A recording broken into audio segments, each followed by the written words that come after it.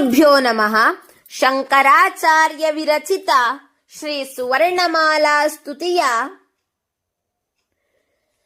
20ನೇ ಶ್ಲೋಕ ಎಂದರೆ ವರ್ಣಮಾಲೆಯಲ್ಲಿ 20ನೇ ಅಕ್ಷರ, ವ್ಯಂಜನಾಕ್ಷರದಲ್ಲಿ 5ನೇ ಅಕ್ಷರ ಜ್ಞ ಇಂದ ಈ ಶ್ಲೋಕವು ಪ್ರಾರಂಭಗೊಳ್ಳಲಿದೆ. ಜ್ಞಪ್ತಿ ಸರ್ವಶರೀರೇ ತ್ವಖಂಡಿತಾಯ ವಿಭಾತಿ ಸಾತ್ವಂ ಭೋ ಸಾಂಬ ಸದಾ ಶಿವ ಶಂಭೋ ಶಂಕರ ಶರಣಂ ಮೇ ತವ ಚರಣಯುಗಂ. ಇನ್ನೊಮ್ಮೆ ನೋಡೋಣ. ಜ್ಞಪ್ತಿ ಸರ್ವಶರೀರೇಷ್ವಖಂಡಿತಾಯ ವಿಭಾತಿ ಸಾತ್ವಂ ಭೋ ಸಾಂಬ ಸದಾ ಶಿವ ಶಂಭೋ ಶಂಕರ ಶರಣಂ ಮೇ ತವ ಚರಣಯುಗಂ.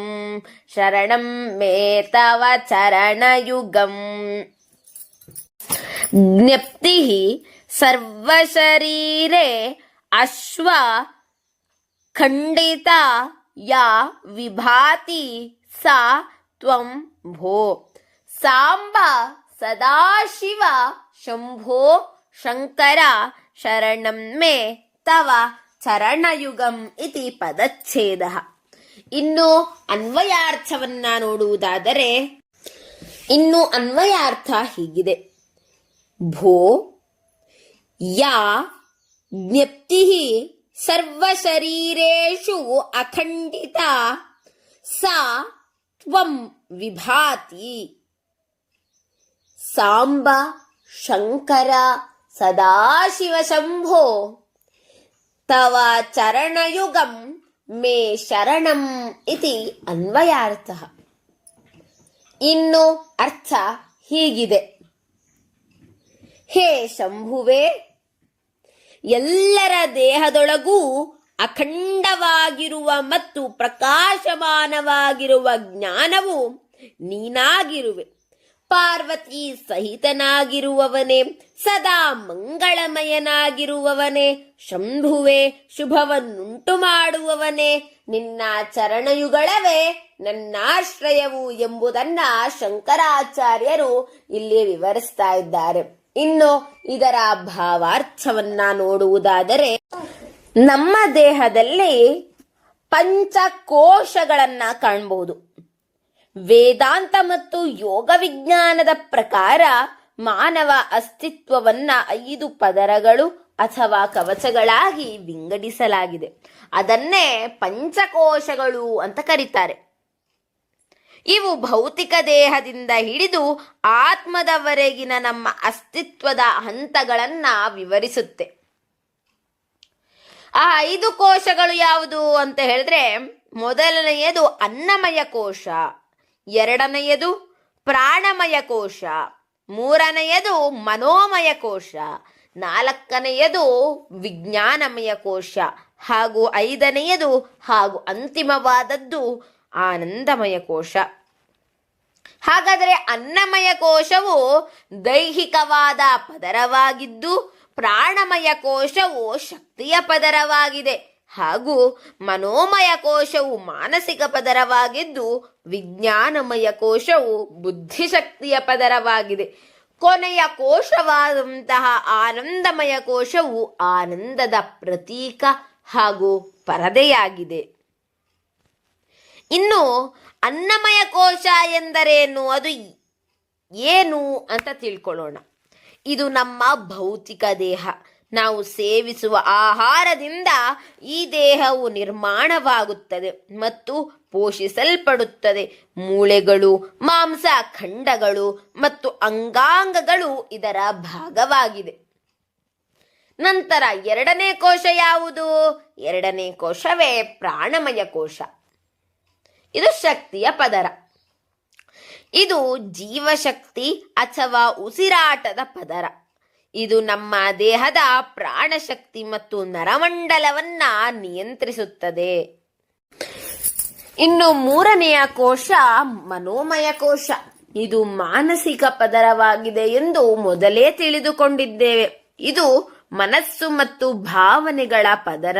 ನಮ್ಮ ಯೋಚನೆಗಳು, ಆಸೆಗಳು ಮತ್ತು ಪ್ರತಿಕ್ರಿಯೆಗಳು ಈ ಕೋಶದಲ್ಲೇ ಕಾರ್ಯನಿರ್ವಹಿಸುತ್ತವೆ. ಇನ್ನು 4ನೆಯದು ವಿಜ್ಞಾನಮಯ ಕೋಶ. ಇದು ನಮ್ಮ ಮತಿಶಕ್ತಿಯ ಪದರ. ಮತಿ ಎಂದರೇನು ಎಂದರೆ ಅಮರ ವಾಕ್ಯವು ಹೇಳುತ್ತೆ, ಬುದ್ಧಿರ್ಮನೀಷಾಧಿಷಣಾಧಿ ಪ್ರಜ್ಞಾ ಶೇಮುಷಿ ಮತಿ ಅಂತ ಹೇಳತ್ತೆ. ಅಂದ್ರೆ ಶೇಮುಷಿ, ಮತಿ ಎಂದರೆ ಶೇಮುಷಿ. ಶೇಮುಷಿ ಎಂದರೇನು? ಬುದ್ಧಿವಂತಿಕೆ. ಇದು ಬುದ್ಧಿವಂತಿಕೆಯ ಪದರವಾಗಿದೆ. ಇದು ವಿವೇಕ, ಜ್ಞಾನ ಮತ್ತು ಬುದ್ಧಿಯ ಪದರ. ಸರಿಯಾದುದು ಯಾವುದು, ತಪ್ಪಾದುದು ಯಾವುದು ಎಂದು ನಿರ್ಣಯಿಸುವ ಶಕ್ತಿ ಹಾಗೂ ಅಂತಃಪ್ರಜ್ಞೆ ಇದರಲ್ಲಿದೆ. ಇನ್ನು ಅಂತಿಮ ಕೋಶವೇ ಆನಂದಮಯ ಕೋಶ. ಇದು ಆತ್ಮದ ಅತ್ಯಂತ ಆಳವಾದ ಪದರವಾಗಿದೆ. ಇದು ಪರಿಶುದ್ಧ ಶಾಂತಿ, ಪ್ರೀತಿ ಮತ್ತು ಆನಂದದ ಅನುಭವವನ್ನ ನೀಡುತ್ತೆ. ಇದು ನಮ್ಮ ದೇಹದಲ್ಲಿ ಪೂರ್ಣವಾಗಿ ಆವರಿಸಿಕೊಂಡಿರುವ ಪಂಚಕೋಶಗಳಾದರೆ, ಪಂಚ ಜ್ಞಾನೇಂದ್ರಿಯಗಳ ಬಗ್ಗೆ ನಾವು ತಿಳಿದುಕೊಳ್ಬೇಕು. ಆ ಜ್ಞಾನೇಂದ್ರಿಯಗಳಿಂದಲೇ ನಮ್ಮ ದೇಹದಲ್ಲಿ ಅಥವಾ ನಮ್ಮ ಬುದ್ಧಿಗೆ ಜ್ಞಾನವು ಉಂಟಾಗುವುದು. ಆ ಪಂಚ ಜ್ಞಾನೇಂದ್ರಿಯಗಳು ಯಾವ್ಯಾವುದು? ಮಾನವನಿಗೆ ಜ್ಞಾನವನ್ನ ಒದಗಿಸುವ 5 ಇಂದ್ರಿಯಗಳನ್ನ ಜ್ಞಾನೇಂದ್ರಿಯ ಅಂತ ಕರೀತಾರೆ. 5 ಇರೋದ್ರಿಂದ ಪಂಚ ಜ್ಞಾನೇಂದ್ರಿಯ ಅಂತ ಕರೀತಾರೆ. ಈ 5 ಜ್ಞಾನೇಂದ್ರಿಯಗಳು ನಮ್ಮ ದೇಹದಲ್ಲಿಲ್ಲದಿದ್ದರೆ ನಮಗೆ ಜ್ಞಾನದ ಅರಿವಿಕೆ ಆಗೋದಿಲ್ಲ. ಆ ಪಂಚ ಜ್ಞಾನೇಂದ್ರಿಯಗಳ ಪಟ್ಟಿ ಹೀಗಿದೆ: ಕಣ್ಣು, ಕಿವಿ, ಮೂಗು, ನಾಲಗೆ, ಚರ್ಮ. ಕಣ್ಣನ್ನ ಚಕ್ಷುರಿಂದ್ರಿಯ ಅಂತ ಕರೀತಾರೆ, ಕಿವಿಯನ್ನ ಶ್ರೋತ್ರೇಂದ್ರಿಯ, ಮೂಗನ್ನ ಘ್ರಾಣೇಂದ್ರಿಯ, ನಾಲಿಗೆಯನ್ನ ರಸನೇಂದ್ರಿಯ, ಚರ್ಮವನ್ನ ತ್ವಗಿಂದ್ರಿಯ. ಈ ಇಂದ್ರಿಯಗಳು ಬಾಹ್ಯ ಜಗತ್ತಿನ ರೂಪ, ಶಬ್ದ, ಗಂಧ, ರಸ ಮತ್ತು ಸ್ಪರ್ಶದ ಅನುಭವವನ್ನ ಗ್ರಹಿಸಿ ನಮಗೆ ಜ್ಞಾನವನ್ನ ನೀಡುತ್ತೆ. ನಮಗೆ ಶ್ರೋತ್ರೇಂದ್ರಿಯ ನಮ್ಮ ದೇಹದಲ್ಲಿ ಕಾರ್ಯವನ್ನ ನಡೆಸದಿದ್ದರೆ ಶಬ್ದವು ನಮಗೆ ಗೊತ್ತಾಗೋದೇ ಇಲ್ಲ. ಶಬ್ದದ ಜ್ಞಾನ ನಮಗೆ ಅರಿವಾಗೋದೇ ಇಲ್ಲ. ನಮ್ಮ ದೇಹದಲ್ಲಿ ಚಕ್ಷುರಿಂದ್ರಿಯ ಕಾರ್ಯವನ್ನ ನಡೆಸದೆ ಹೋದ್ರೆ ರೂಪದ ಒಂದು ಅರಿವು ನಮಗಾಗೋದಿಲ್ಲ. ಹಾಗೆ ಘ್ರಾಣೇಂದ್ರಿಯ ಇಲ್ಲದಿದ್ರೆ ನಮ್ಮ ಬದುಕೆ ನಶ್ವರ. ನಮ್ಮ ಜೀವ ಶಾಶ್ವತವಾಗಿ ಇಹಲೋಕದಿಂದ ಪರಾರಿಯಾಗತ್ತೆ. ಇನ್ನು ರಸನೇಂದ್ರಿಯಕ್ಕೆ ಜ್ಞಾನ ತಿಳಿದೆ ಹೋದ್ರೆ ಷಡ್ರಸಗಳ ಅರಿವೇ ನಮಗಾಗೋದಿಲ್ಲ. ಆದರೆ ಷಡ್ರಸಗಳು ಯಾವ್ಯಾವುದು? ಮಧುರಾಮ್ಲ, ತಿಕ್ತ, ಲವಣ, ಕಟು, ಕಷಾಯ. ಈ 6 ಕೂಡ ಷಡ್ರಸಗಳು. ಈ 6ರ ಜ್ಞಾನ ರಸನೇಂದ್ರಿಯ ನಮಗೆ ಸಹಕಾರ ಮಾಡಿದ್ರೆ ಮಾತ್ರ ಗೊತ್ತಾಗತ್ತೆ. ಇನ್ನು ತ್ವಗಿಂದ್ರಿಯ ಸ್ಪರ್ಶ ಜ್ಞಾನವೇ ಇಲ್ಲ ಅಂತ ಹೇಳಿದ್ರೆ ಯಾವ ಕಾರ್ಯವೂ ಕೂಡ ನಡೆಯುವುದಿಲ್ಲ. ಹೀಗೆ 5 ಇಂದ್ರಿಯಗಳ ಸಹಾಯದಿಂದ ನಮ್ಮ ದೇಹದಲ್ಲಿ ಜ್ಞಾನಗಳು ಉತ್ಪತ್ತಿಯಾಗತ್ತೆ. ಇನ್ನು ನಮ್ಮ ಅಂತರಾಳದಲ್ಲಿ ಅಖಂಡವಾಗಿರುವಂತಹ